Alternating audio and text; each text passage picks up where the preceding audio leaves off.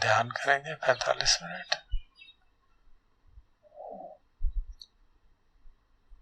वेदनानुपश्ना कर चुके हैं, चित्तानुपश्ना का ही और विवरण।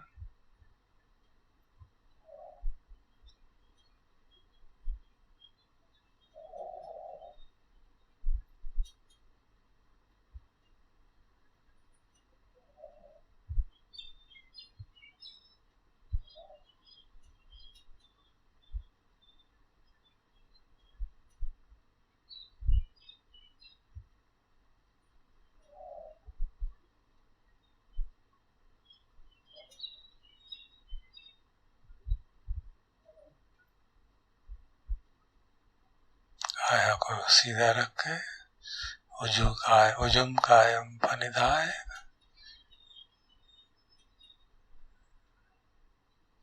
और परिमुखम सती पट्टाय। सती को अपने सामने सारे शरीर पर रखे, तो ओपन अवेयरनेस के माध्यम से करते हैं।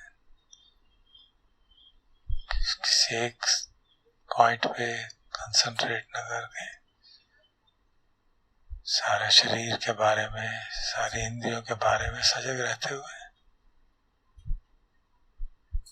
जो भी हमारे अवेयरनेस में आए, इमर्ज होता है, उसकी वो अपने आप जाना जा रहा है। हम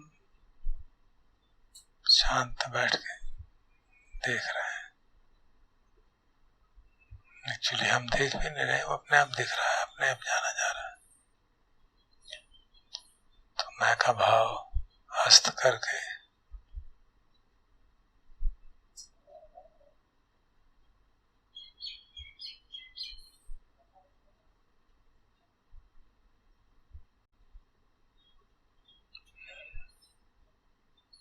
मन अगर शांत ना हो तो थोड़ी देर आनापान कर सकते हैं, मेत्ता भावना कर सकते हैं।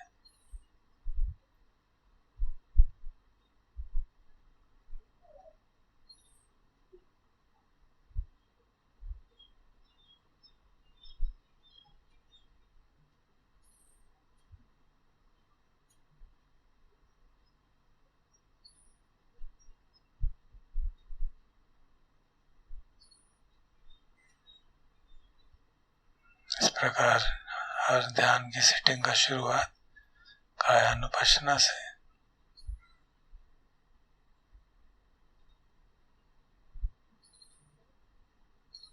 फिर शरीर की जानकारी होगी वेदना से, तो वेदनानुपश्ना भी साथ शुरू होगी।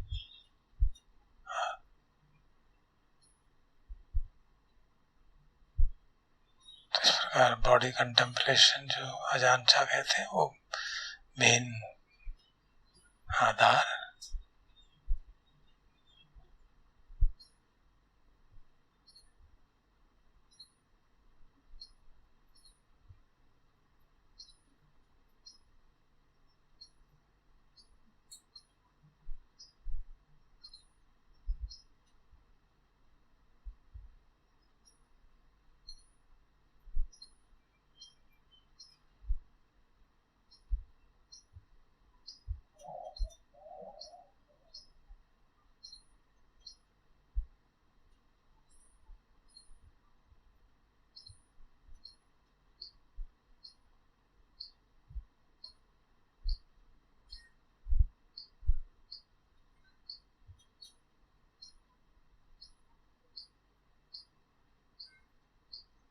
और जिसे वेदनानुपश्ना करते हुए हम कह रहे थे कि मन भटक जाए, तो वापस ले आइए, तो वो मन का भटकना चित्तानुपश्ना में आ जाएगा। उसको जान लिया क्या हो रहा है, राग है, द्वेष है, मोह है।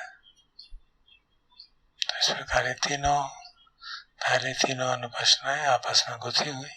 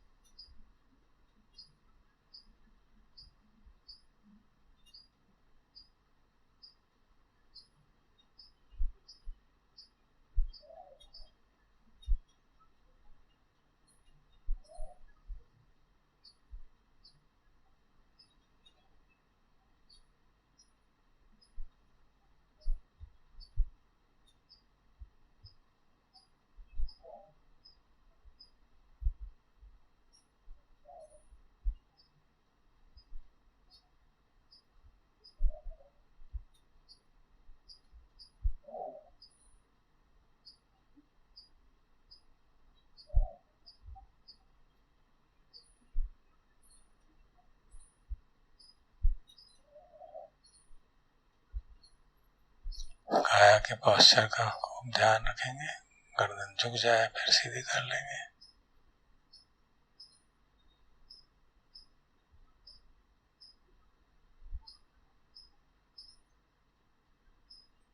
तो ओपन अवेयरनेस में अपना इंटरेस्टिंग ऑब्जर्वेशन रहती है, अपने आप जो हमारी जानने की शक्ति है वो स्विच करती रहती है। जो प्रोमिनेंट ऑब्जेक्ट ऑफ अटेंशन है, बाहर से साउंड आया वो भी सुनाई दे रहा है, अनहद नाद निरंतर चलता है वो भी सुनाई दे रहा है, शरीर में क्या हो रहा है वो भी महसूस होता है, और कुछ आपके हाथ में नहीं, सब अपने आप हो रहा है और निरंतर बदलता जा रहा है। तो हमारा ध्यान उसके बदलाव की तरफ, उसके हमारे कंट्रोल में ना होने की तरफ, तो हमारा ध्यान अनित्य बोध, दुख बोध, अनात्म बोध की तरफ।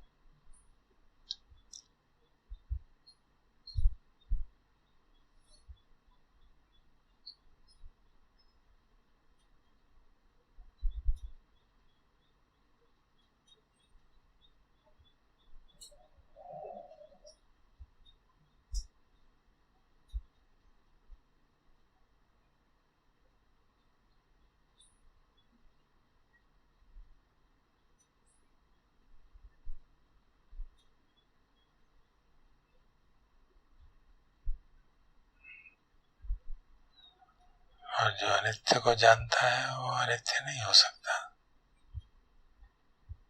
तो ये एक समझ बनती है कि जानने वाला जो है, जो शुद्ध चित्त है, शुद्ध चेतना है जानने की, जिसका एक स्पार्क है, सती,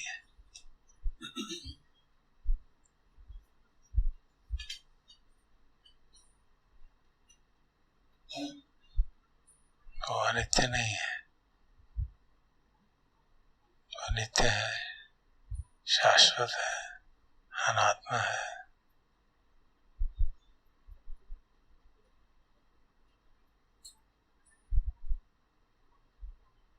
चायांचा कहते हैं द वन हु नोज, थाई भाषा में कहते हैं पूरू।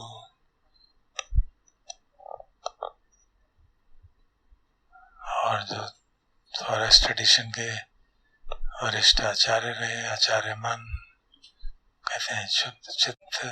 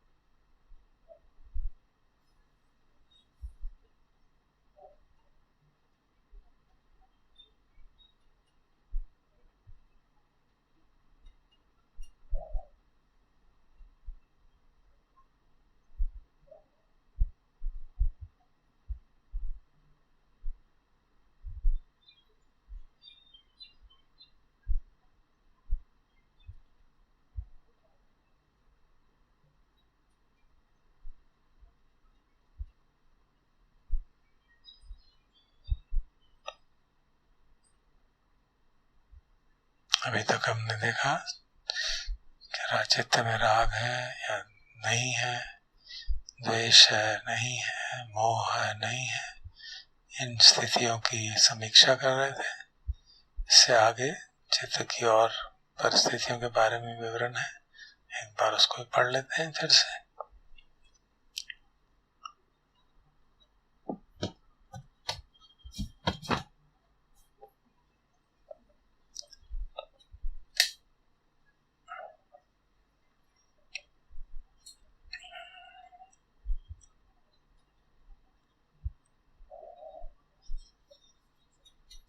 संखित्तं वा चित्तं संखित्तं चित्तन्ति पजानाति, विक्षिप्तं वा चित्तं विक्षिप्तं चित्तन्ति पजानाति। मतलब चित्त जो है वो संक्षिप्त हो गया है तो उसको जानते हैं, और विक्षिप्त हो गया है तो उसको जानते हैं। महंगतं वा चित्तं महंगतं चित्तन्ति पजानाति, अमहंगतं वा चित्तं अमहंगतं चित्तन्ति पजानाति। चित्त जो है महान हो गया है और उसको जानते हैं, और जो महान नहीं है तो उसको जानते हैं।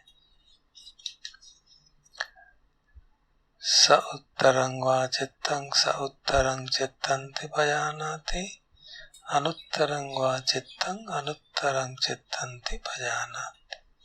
चित्त जो ऐसा है कि अभी इसको और आगे बढ़ सकता है, आगे ऊंची अवस्थाएं भी हैं, और चित्त ऐसी अवस्था में आ गया अनुत्तर में कि उससे आगे की ऊंची की अवस्था नहीं है। समाहितं वा चित्तं समाहितं चित्तन्ति पजानाति, असमाहितं वा चित्तं असमाहितं चित्तन्ति पजानाति। चित्त समाहित हो गया, एक तरह से कंसंट्रेट हो गया, और उसको जानते हैं, और कंसंट्रेट नहीं है तो उसको भी जानते हैं। विमुत्तं वा चित्तं विमुत्तं चित्तन्ति पजानाति, अविमुत्तं वा चित्तं अविमुत्तं चित्तन्ति पजानाति। चित्त जो है मुक्त हो गया है, उसमें कोई भी राग द्वेष नहीं है, और चित्त मुक्त नहीं हुआ है उसको भी जानते हैं। इति अज्झत्तं वा चित्ते चित्तानुपस्सी विहरति, बहिद्धा वा चित्ते चित्तानुपस्सी विहरति, अज्झत् बहिद्धा वा चित्ते चित्तानुपस्सी विहरति। तो ये इस तरह की एक्सरसाइज अपने भीतर के चित्त में, और जिसके साथ अगर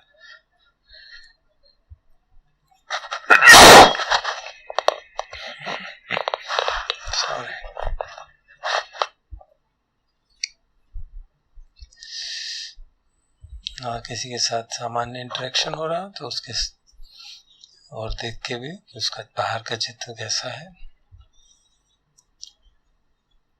तो ये जो चार अवस्थाएं बताएंगी, इनके अलग अलग तरह के ट्रांसलेशन किए गए। अब संक्षिप्त और विक्षिप्त चित्त का क्या मतलब है, ये अलग अलग तरह से लोगों ने इसकी व्याख्या की है।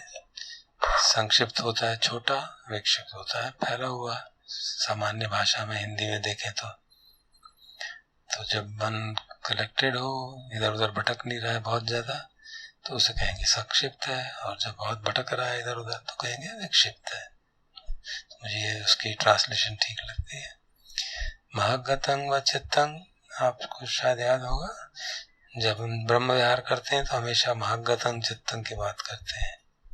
मेत्ता सहगतेन चेतसा विपुलेन महगतेन अपमानेन। तो महगतेन का मतलब एक्सपैंड करके चित्त को, सारे प्राणियों को इसमें इंक्लूड कर रहे हैं। तो उस तरह का ये भाव है। महान चित्त है और अभी नहीं संकुचित है, बहुत छोटे दायरे में रह रहा है। सउत्तरं चित्तम, कि अभी आगे की अवस्थाएं भी हैं। अनुत्तरं मतलब बिल्कुल टॉप की लेवल की अवस्था आ गई।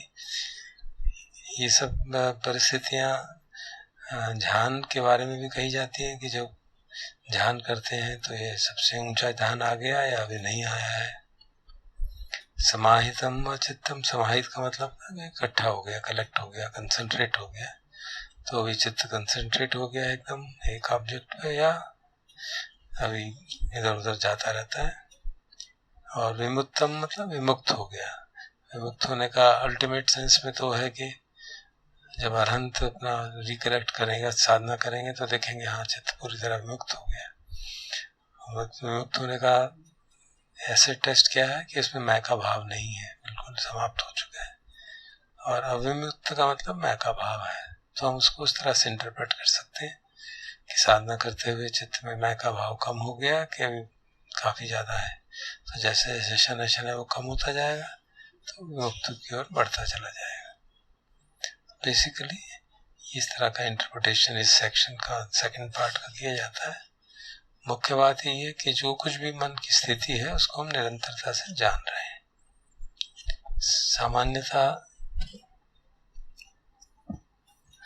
हमारा सारा ध्यान बाहर की वस्तुओं पे ही रहता है, इंद्रियों के विषयों की ओर रहता है, क्या हो रहा है उनको समझने का प्रयास करते हैं।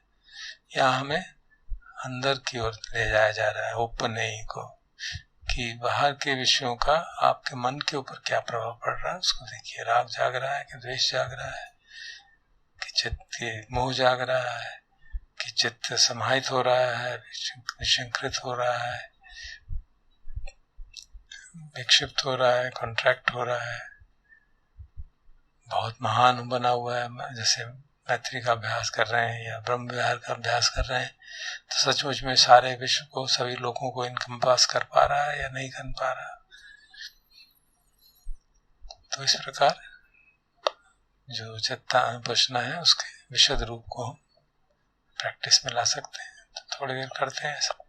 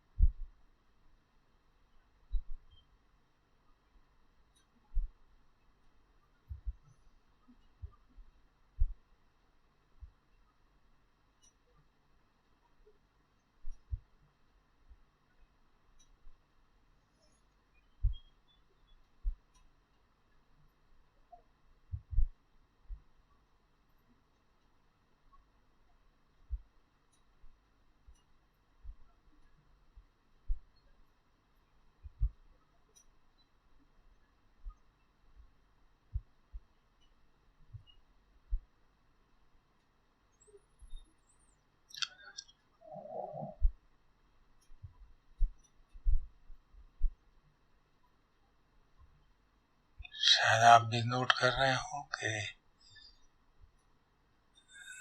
जब काया के प्रति ठीक से ध्यान हो रहा है, जो कुछ भी हो रहा है उसको ठीक से जाना जा रहा है, तो चित्त में कुछ उघड़ता ही नहीं है, कोई भी राग नहीं जागता, द्वेष नहीं जागता। और जब वेदनाएं दुखद असुखद होने लगती होती हैं, तब मोह का संस्कार जागने की संभावना जागती है, तो इधर उधर के विचार आने लगते हैं जो न राग से प्रेरित है न द्वेष से है। कोई बात कल हुई, परसों हुई, किसी ने कुछ कहा, तो देखते हैं कि न्यूट्रल सेंसेशंस जो है, न्यूट्रल फीलिंग्स जो है, अदुखद असुखद वेदना मोह के संसार को जन्म देती है, स्पष्ट मालूम पड़ता है। और फिर उसको हम जानते हैं, अच्छा समोहं चित्तं समोहं चित्तं दिग्भजानाति। उसको केवल जानने मात्र से धीरे धीरे वो समाप्त हो जाता है। तो फिर हम कह सकते हैं वीतमोहं वा चित्तं वीतमोहं चित्तं दिग्भजानाति। तो एक बात जो महत्वपूर्ण है, मैं अपने अभ्यास से बताता हूँ कि टेंडेंसी रहती है कि जब राग जागता है तो उसको जानते हैं, जब राग समाप्त हो जाता है तो उसको हम महत्व नहीं देते हैं, ऐसा मेरा नोट किया है। तो उससे मन में क्रिटिकल मेंटेलिटी जो होती है, क्रिटिकल मेंटालिटी ज़्यादा रहती है, अवर्सिव टेंडेंसी रहती है।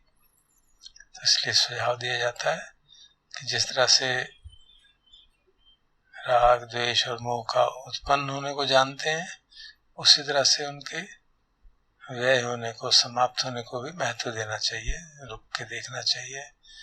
और जब चित्त अच्छा लगे, शांत हो जाए, तो उसको थोड़ी देर उसका अनुभव करके प्रसन्न होना चाहिए कि हाँ चित्त शांत हो गया, राग जागा था चला गया। तो वो प्रसन्नता का भाव भी थोड़ी देर अनुभव करना चाहिए, ताकि मन में कॉन्फिडेंस बढ़ता रहे, नेगेटिविटी ना रहे। तो ये अपने मैंने टेंडेंसी देखी है, इसलिए आपसे शेयर कर रहे हैं कि वो देखने की कोशिश कम करते थे, तो प्रयास करते हैं कि उसकी ओर सजग रहें। जब हम देखें वीतरागं वा चित्तं वीतरागं चित्तं दिग्भजानाति, तो उसका अनुभव करें कैसा लग रहा है, वीतराग चित्त कैसा लगता है। मन भटक गया, और भटकने के बाद जब हमने जान लिया और वो भटकना बंद हो गया, समाहित हो गया, मोह समाप्त हो गया, तो कैसा लगता है।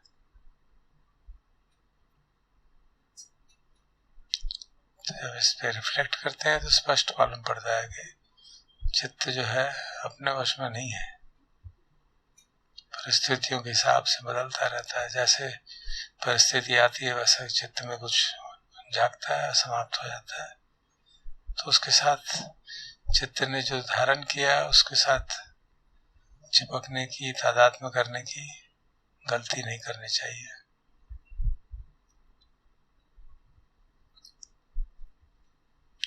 चाहे वो महगत चित्ती क्यों ना हो, चाहे वो वीतराग वीतमोह चित्त क्यों ना हो, वीतराग चित्त क्यों ना हो, जान लिया और समझ रहे कि अनित्य है। जैसे कल प्रवचन में अनजान कह रहे थे, it is living with A cobra. तो ये मन के जो कंटेंट्स हैं वो एक कोबरा के समान है। वो प्रिय लगे तब चिपकाएंगे तो काटेगा, अप्रिय लगे तो चिपकाएंगे तो काटेगा। बस को देख के रहें, सजग रहें, ताकि कोबरा के ऊपर पाँव न पड़ जाए, उसको हम पकड़ने की कोशिश न करने लगे।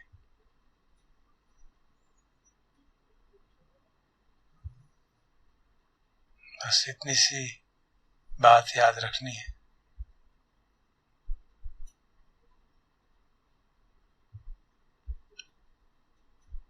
इसके लिए एक और जो भगवान का मंत्र अनंत लक्षण सूत्र में दिया जाता है, नेतं मं नेसोहम अस्मि न मेसो अत्ताति, this is not mine, this is not me, this is not myself, ये मैं नहीं हूँ, ये मेरा नहीं है, ये मैं नहीं हूँ, ये मेरी आत्मा नहीं है। हर एक्सपीरियंस के ऊपर ये बात सत्य है। तो अगर ये बात हमारे आत्मसात हो जाए, समझ आ जाए ठीक से, तो भी जैसे ही चित्त में कुछ जागा, उसको हमने देखा और हमारी सती में ये बात है, पन्या है, नेतं मम नेसोहम अस्मि न मेसो अत्ताति, तो देखते हैं कि वो तुरंत ड्रॉप हो जाता है। सैरागं व चित्तं वीतरागं चित्तं तिपजानाति, तो सैरागं व चित्तं जो है वीतराग चित्त में कन्वर्ट हो जाएगा बहुत शीघ्र। ऐसा मेरा अपना अनुभव है, आप भी अभ्यास करके वेरीफाई कर सकते हैं।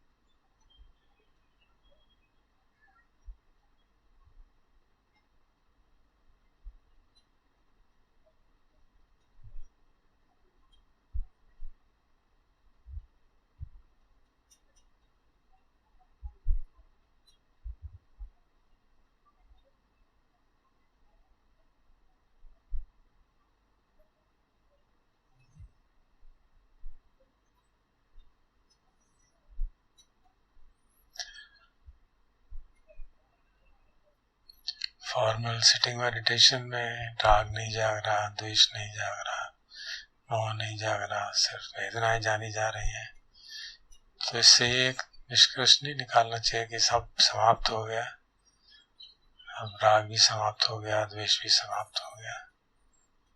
निष्कर्ष ये निकलना चाहिए कि इस समय ऐसी कंडीशन नहीं है कि राग जाग पाए, द्वेष जाग पाए, मोह जाग पाए, क्योंकि वो सब फिनोमेना कंडीशन अराइजिंग से होते हैं, डिपेंडेंट रहते हैं कंडीशंस पे। इसीलिए कहा जाता है कि सामान्य जीवन में चित्तानुपश्यना बहुत आवश्यक।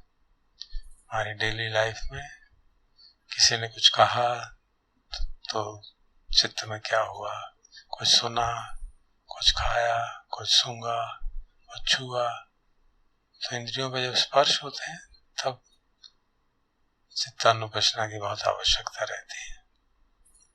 इसलिए सामान्य जीवन में निरंतर आता भी संपजानो सतीमा, तो चित्तानुपश्यना वहां पे करने का प्रयोजन बहुत महत्वपूर्ण है।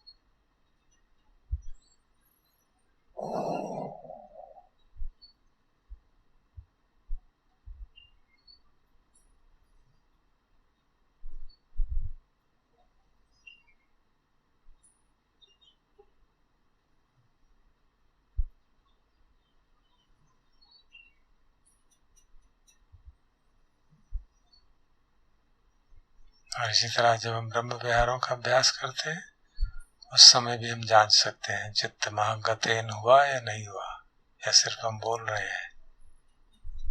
अर्थात क्या हम सारे वर्ल्ड को एम्ब्रेस कर पा रहे हैं, हमारे मन में वो भाव जागता है। तो कुछ क्षण के लिए जांच सकते हैं।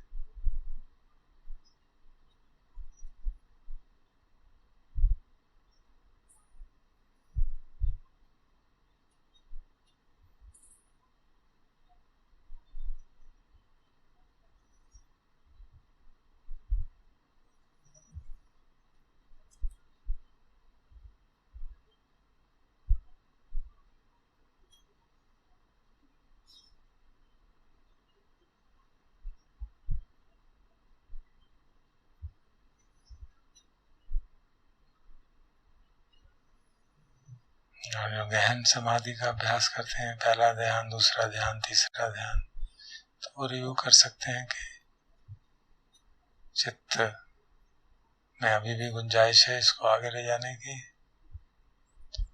चित्त में मैं का भाव कितना है, विमुक्त हुआ कि नहीं हुआ, कितना मैं का भाव बना है, ये तो हम भी देख सकते हैं साधना करते करते। बीच में जस्ट रेज द क्वेश्चन। तो इस प्रकार से चित्तानुपश्यना की सारे जो आयाम भगवान ने बताए हैं उपयुक्त समय पे उनका प्रयोग किया जा सकता है।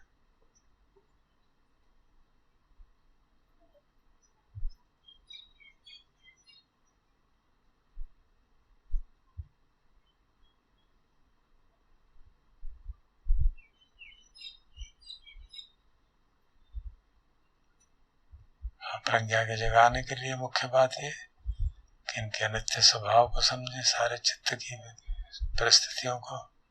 मेंटल स्टेट सब अनित्य हैं, परिस्थितियों के हिसाब से जागती हैं और परिस्थितियों के हिसाब से समाप्त हो जाती हैं। वो स्पष्ट दिखता है कि हम बैठे हैं, कोई राग नहीं, कोई द्वेष नहीं, कभी थोड़ा बहुत मोह के कारण मन भटक जाता है।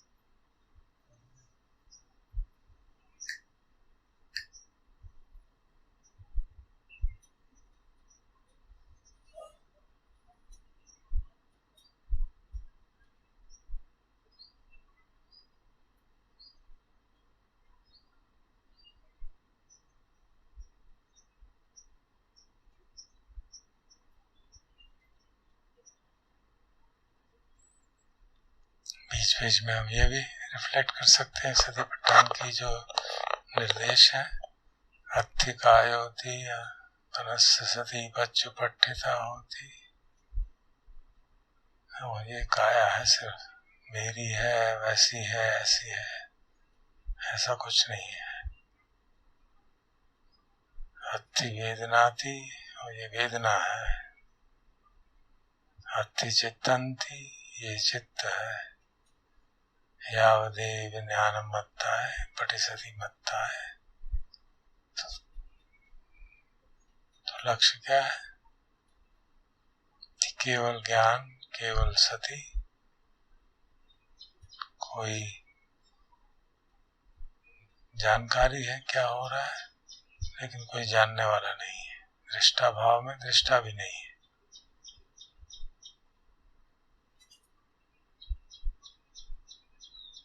तब अनिश्चितो च विहरति न च किंचित् लोके उपादीयते। अनाश्रय होके तब विहार करते हैं और इस लोक में किसी भी चीज के प्रति कोई उपादान नहीं।